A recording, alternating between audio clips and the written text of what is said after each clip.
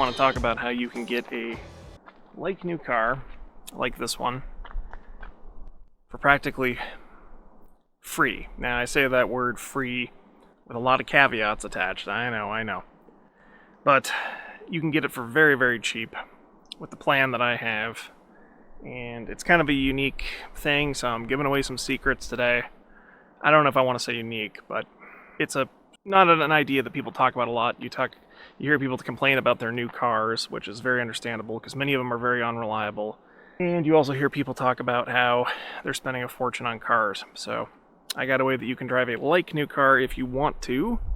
That's a relatively reliable solution for very inexpensive.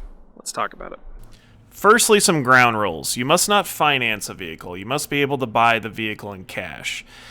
And you must have a vehicle with a good resale value, like Honda. The vehicle should also be likely a budget value vehicle. You want to buy a like-new vehicle, but not a brand-new vehicle, preferably with 5,000 miles or less and no more than 2 years old.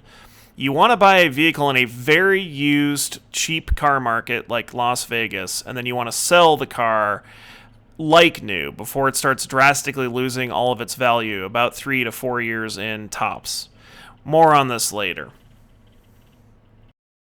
Don't worry guys, we're going to get a lot more into this, but the main reason you don't want to buy a brand new vehicle is simply because brand new vehicles with 0 miles lose their value almost instantaneously. So we want to get in that nice little sweet spot of around like 5 to 10,000 miles tops, so the car is almost new, probably under warranty, but not brand new. Now, I understand that a big barrier for a lot of you guys is coming up with enough money to buy even a like-new car, not brand new, in cash. But I also want you to consider that many used cars these days, in fact, I'm going to talk about Raymond's video at the end, another YouTube channel I like, where some used piles of shit are actually going for $20,000 as well. This is why it's crucial to buy only in markets that have cheap used cars, and while it's also crucial to buy an economy car. Now, I know some of you guys want to drive a brand new Corvette. I can't help you there. This isn't about impressing your neighbor. This is about economy and saving money. And I suspect that that's most of the viewers on my channel here. Now, in my case, I have a 2025 Honda Civic Sport. I think it's a good option. It's not the only option. You may be able to get away with buying a Nissan Sentra or Toyota or other similar cars. But we're gonna get to all of that before this video is over. Hey guys, I want you to pay attention to the following charts. You have depreciation based on vehicle mileage and depreciation based on the vehicle age. Now pay close attention to these two areas. You'll notice that the vehicles with 30,000 miles can still retain most of their value. And it's really not so much a miles thing at first. The vehicle age has way more of a determination of devaluation. You'll notice that within the first 2 or 3 years, vehicles only lose about 20% of their value, but once we get to even around 5-6 years, they lose almost half their value. So the key is playing with this middle area here, because markets can vary by 20% based on where you live and where you're selling. So it's important to not keep a car more than about 3 years at max, and not to put more than about 25 to 30,000 miles on it. Now this is logical given that most people drive 10 to 15,000 miles a year. So in summation guys, before we get to cars.com and I show you examples, which by the way, yes, I am not endorsing cars.com in any way, but that is a resource that I think is very valuable for this. You must be willing to travel. And you must be willing to sell in an expensive market where many of you probably already live. I live in one that used cars are very expensive. You must buy in a cheap market like Orlando, Florida, or Las Vegas. You must be willing to travel and fly. So yes, you're going to have to factor in these expenses in this. And you must be willing to sell your car in the expensive market before you get attached to it. You can only keep your car about 2, maybe 3 years max. You sell, you rinse and repeat, you go to a cheap market, you take the cash that you sold the car for, and you buy another one. It's really that simple. But let me show you examples. For my example on Cars.com, I'm going to stick with the Honda Civic Sport or my car, just simply because it's easy to understand and use as an example, but it can be other cars, of course. Using Missoula, Montana, a very expensive market where I live, for example, let's look at this 2022 Honda Civic Sport, currently at a dealership, for $24,000 with 67,000 miles on it. So this is outrageously priced. Of course, that works for me because I'm in an outrageous market, but it's 67,000 miles, $24,000, and it's already a 3-year-old, actually almost 4-year-old car. And so, in contrast, I could figure that I could sell my car, admittedly, right now, for less than dealership prices, but at least probably $23,000 or $24,000. And so, when you compare that to a decent market, for example, take this car in Miami, Florida. Now, Miami and Orlando are some of the cheapest used car markets, admittedly, in the United States, though Las Vegas and Phoenix, Arizona are not far behind.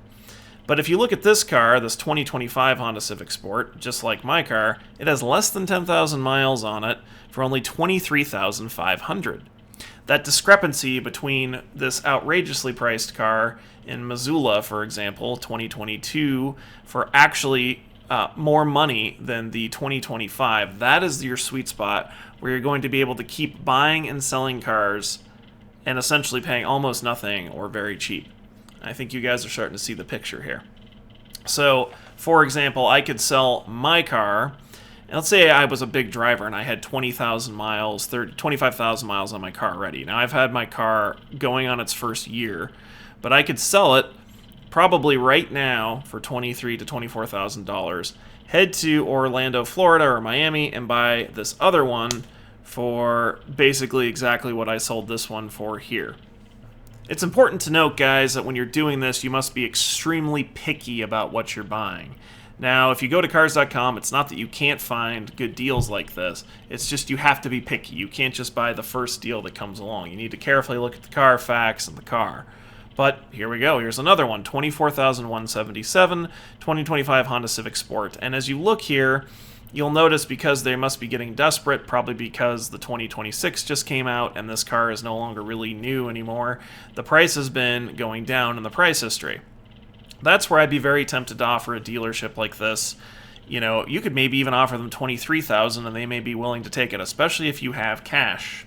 And again, that's the other part of this game. You must have cash. You must be able to sell your car for cash or have cash on hand to make deals like this. Otherwise, this deal completely falls through. And if you have to use bank financing, it's not a good deal at all. And that's really it. You keep buying and you keep selling. You don't hold the car for more than 1 to 3 years. It becomes devalued exponentially after 3 years. So let's recap. First, you must have some cash to be able to buy a car like this, new, with cash. Second, you must not keep it for more than 2 to 3 years in age, because if it does, it starts devaluing exponentially. You must then sell it in an expensive market like Missoula, Montana, where I currently live, which has outrageously priced cars. And then you must be willing to fly or buy a car just like it or similar in a inexpensive market. Now, the other thing is you don't have to stick with a Honda Civic Sport or any other car. You could easily sell the car and move to a different car that you can pay cash for. In other words, I could sell my car, and if I wanted to switch to a Toyota Camry or something that was comparably priced, I could probably do that.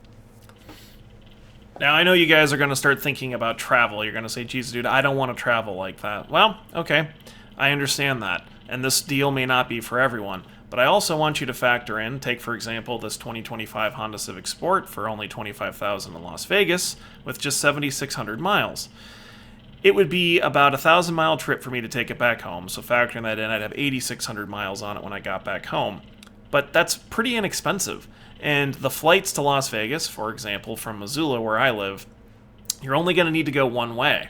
They can be as little as $51. So I'm only going to go one way. I could fly. I could drive that car back very cheaply and rinse and repeat. Now, again, this isn't for everyone, but it is a way to acquire like new cars for an inexpensive price. I think it's a great deal. I'm going to continue to do it. I'm not ever going to have a car that's more than 2 or 3 years old, and it's always going to be low miles and more than likely covered under warranty. Because, for example, Honda has a warranty of 36,000 miles or 3 years, whichever comes first, for most major defects, like, say, the transmission goes out. The other great advantage of this, guys, is the problems on cars, well, they start happening, as you can guess, about 36,000 miles in 3 years, potentially, on newer cars.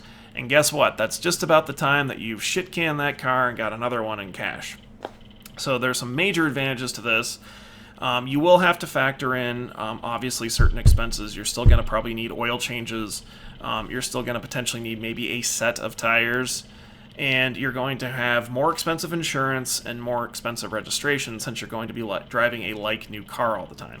There's nothing I can do about that. That's one of the caveats. There's nothing in life that's truly free, but this is an inexpensive way, if you're in a financial position, to buy a like-new car, to keep driving a like-new car without breaking the bank. With that being said, I sure appreciate my subscribers, giving away some maybe valuable information here. We'll see you on the next one. Oh, and if you like this video, please like, share, and subscribe to Cogent Critique. We're always critiquing all kinds of things like this and reviewing all kinds of things, so see you on the next one.